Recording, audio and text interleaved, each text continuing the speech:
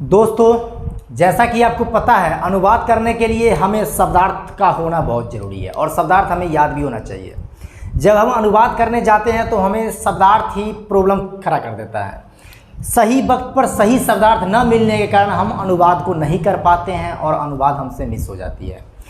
तो आपके लिए मैं ये वीडियो बना कर लाया हूँ जिसमें हम कवर करने वाले हैं पशु पक्षियों के नाम। पिछले वीडियो में हमने कुछ बेसिक शब्दार्थ आपको दिया था जिसकी मदद से आप अनुवाद को कर पाएँ और उम्मीद है कि आपने उस वीडियो को देखा होगा और उससे आपको ढेर सारी हेल्प भी मिली होगी। तो आइए आज की इस क्लास में हम पशु पक्षी के नाम को संस्कृत भाषा में कैसे याद करेंगे और इतना अगर शब्दार्थ आप कंप्लीट कर लेते हो तो लगभग आप पशु पक्षी के नाम से कोई भी शब्दार्थ कोई भी अनुवाद आता है ना तो आप डील कर लोगे। कभी कभी अक्सर आ जाता है ना मेढक के बारे में अनुवाद, कभी आ जाता है सर्प सांप के बारे में, कभी चूहिया के बारे में, कभी कुत्ता के बारे में। तो हमें उसके लिए सबसे पहले शब्दार्थ होना बहुत ज़रूरी है। ठीक है, तो हमने यहाँ पर कुछ शब्दार्थ को मेंशन किया है, आप देखिए दोस्त। हाथी को ना हम लोग जैसे कि हस्ती, गजा और द्वीप, ये तीन बोल सकते हैं, तीन नाम से पुकारते हैं। हस्ती, गजा, द्वीप, मतलब एक होता है हाथी। तो हाथी का शब्दार्थ क्या हो जाएगा? हम लोग गजा गजा बोलते थे लेकिन आज से आप द्वीपा भी बोलिएगा और हस्ता भी बोलिएगा। तो हस्ती कह लीजिए, गजा कह लीजिए या फिर द्वीपा कर लीजिए, इसका मतलब होता है हाथी। ओके, चलिए। गौ, गौ मीन्स आपको गाय याद रखना है, गौ मीन्स गाय। ओके, उसी प्रकार से आपका अजा, अजा मीन्स बकरी आपको याद रखना है, अजा, अजा मीन्स बकरी। और महिषी मतलब भैंस, महिषी मतलब भैंस। व्याघ्र और द्विपिन, व्याघ्र और द्विपिन माने बाघ होता है। अक्सर हम लोग बोलते हैं ना अनुवाद में, जो मुझे बाघ से डर लगता है या फिर बाघ हिंसक जानवर है, तो उस समय में हमें ना बाघ का शब्दार्थ मालूम होगा जब भी जाकर के हम अनुवाद बना पाएंगे ना।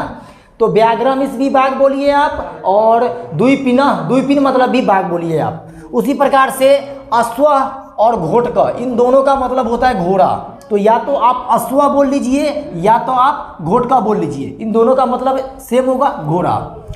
चलिए, शुक्र और वराह, शुक्र और वराह मीन्स होता है सुअर, सुअर को जानते ही होंगे आप लोग। मार्जारी मीन्स बिल्ली होता है, बिल्ली मांस खाती है। अब इस अनुवाद को बनाना है, बिल्ली मांस खाती है, कैसे बनाएंगे हम? तो बिल्ली का शब्दार्थ हमें पता होगा जब ही जो बनेगा ना। तो मार्जारी मीन्स बिल्ली, आपको याद रखना है, ठीक ना। उसी प्रकार से उष्ट मीन्स ऊँट आपको याद रखना है। उसी प्रकार से सूनी और शर्मा, सूनी शर्मा मीन्स कुतिया आपको याद रखना है। सूनी या फिर शर्मा, इसका मतलब होता है कुतिया। ठीक है। मूसका, मूसका माने चूहा, चूहिया, यानी मूसका चूहिया।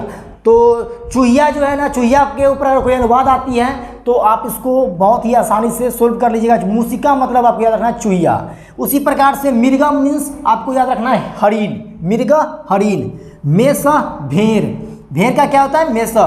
कुक्कटा मीन्स मुर्गा। अब जैसे मुर्गा के ऊपर कोई अनुवाद ले लीजिए, मुर्गा दाना चुगता है नहीं, तो मुर्गा का पता होगा जब ही जाकर के हम अनुवाद कर पाएंगे ना। तो कुक्टा, कुक्टा मीन्स मुर्गा। ओके, उसी प्रकार से मंडुका मीन्स मेढक होता है, मंडुका मेढक। ओके, फिर काका, काका मीन्स कौवा बोलेंगे, काका मीन्स कौवा। और श्रीगाली मीन्स सियारनी, सियारनी स्त्रीलिंग रूप है, सियार का रूप होता है सियारनी, सियार यानी पुरुष और स्त्रीलिंग में सियारनी। तो श्रीगाली सियारनी बोलेंगे।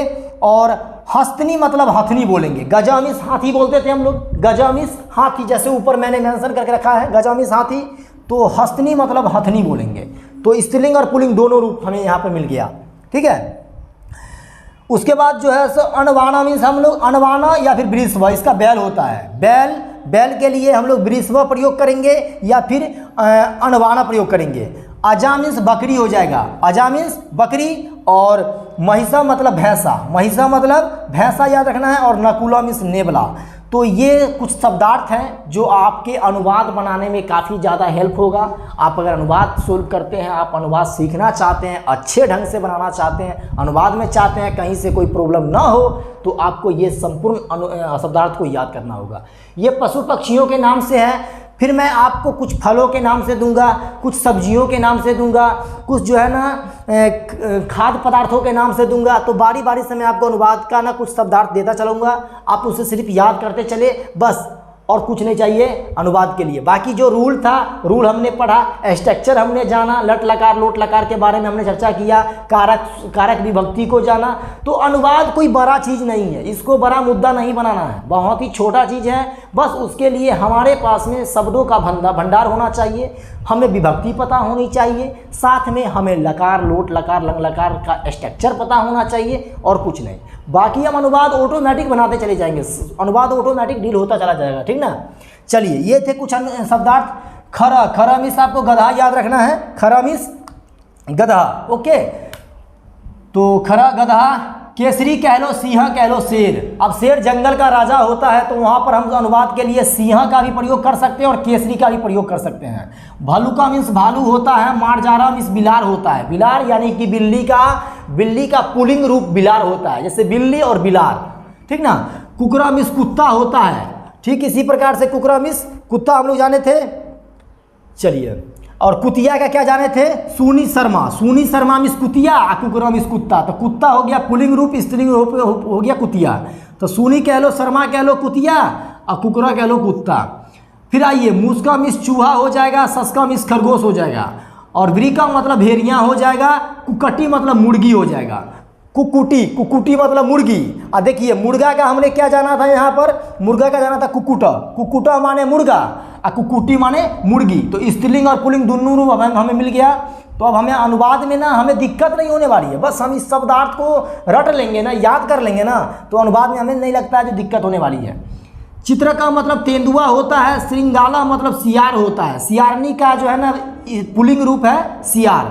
फिर वृश्चिक का मतलब बिच्छू हो जाएगा, और लोमसा मतलब लोमड़ी हो जाएगा। सुगा कह लो, तीरा कह लो, तोता सुग्गा। हम लोग बोलते हैं ना, सुग्गा मीठा बोलता है, सुग्गा मीठा बोलता है। तो जब सुग्गा से जुड़ा हुआ अनुवाद आता है ना, तो उस समय में हम लोग सुगा का प्रयोग करेंगे या फिर तीरा का प्रयोग करेंगे। सुगा कह लो या फिर तीरा कह लो, तोता या सुग्गा कह लो, ठीक ना। षष्ठ पदा मतलब भौरा होता है, षष्ठ पदा मतलब भौरा आप याद रखना। मयूरा मतलब मोर याद रखना, मोर का पुल्लिंग स्त्रीलिंग रूप हमने बतलाया था मोरनी, ठीक ना। तो मयूरा मीन्स मोर हो जाएगा। सारिका मतलब मैना हो जाएगा, ठीक उसी प्रकार से उल्लू का मतलब उल्लू हो जाएगा। बका माने बगुला हो जाएगा, बका मीन्स बगुला। और चटका मतलब गौराया आपको याद रखना है। सर्प कह लो या फिर अही कह लो, सांप। सांप से अगर जुड़ा अनुवाद आता है तो सर्प आप लगा सकते हो या फिर अही आप लगा सकते हो, दोनों का मतलब होता है सांप, ठीक है। आइए, कपोता मतलब कबूतर आपको याद रखना है, कपोता कबूतर। कोकिला कोयल, कोकिला कोयल। और चकोरा चकोर। और मराला हंसा मीन्स आप हंस याद रखना। हंस के दो नाम होते हैं, या फिर आप मराला कह लो या फिर आप हंसा कह लो, ठीक है। चिल्ला मतलब चील आप याद रखना। और चासा मतलब नीलकंठ। नीलकंठ दोस्त एक पक्षी होता है, नीलकंठ क्या होता है, एक पक्षी होता है। तो हम लोग ना चासा मतलब नीलकंठ याद रखेंगे। कपोती मतलब कबूतरी होता है, कपोती मीन्स कबूतरी, यानी कबूतरी स्त्रीलिंग रूप, और हमने पुल्लिंग रूप को कबूतर को जाना था, ठीक ना। तो कपोती आपको याद रखना है कबूतरी का, और मयूरी का मोरनी याद रखना है। मयूरा का मोर याद रखते थे, आप मयूरा में मयूरी कर देंगे तो मोरनी याद रखना है आपको। और वर्तका मीन्स बत्तख। तो कुल मिलाकर के ये 52 शब्दार्थ थे, और इसका आप स्क्रीनशॉट ले, ठीक है। अब इसको ना आप ढेर सारा इस पर प्रैक्टिस करें, इस पर छोटे छोटे अनुवाद का जो है ना, छोटे छोटे अनुवाद का सेंटेंस उठाए अनुवाद को, और इस पर बनाने का प्रयास करें, और इसी से रिलेटेड आप उठाएं, ताकि आपके अनुवाद जो है ना बेस्ट हो सके। तो दोस्त, आपसे हम फिर मुलाकात करते हैं शब्दार्थ के अगले भाग में, यानी हम जो अब लेकर के आएंगे आपके लिए वो कुछ हट करके, यानी कि ये था किससे, पशु पक्षी के नाम से। हो सकता है हम खाद्य पदार्थ से लेकर के आएँ, हो सकता है जो हम कुछ बर्तन वस्तुओं से लेकर के आएँ, हो सकता है कुछ हम ऑर्डर लेकर के आए, ठीक ना। तो ये क्लास कैसा लगा हमें नीचे कमेंट में जरूर बताएं, और वीडियो को लाइक जरूर कर दें। दोस्त, मिलते हैं आपसे नेक्स्ट वीडियो में, तब तक के लिए जय हिंद, वंदे मातरम।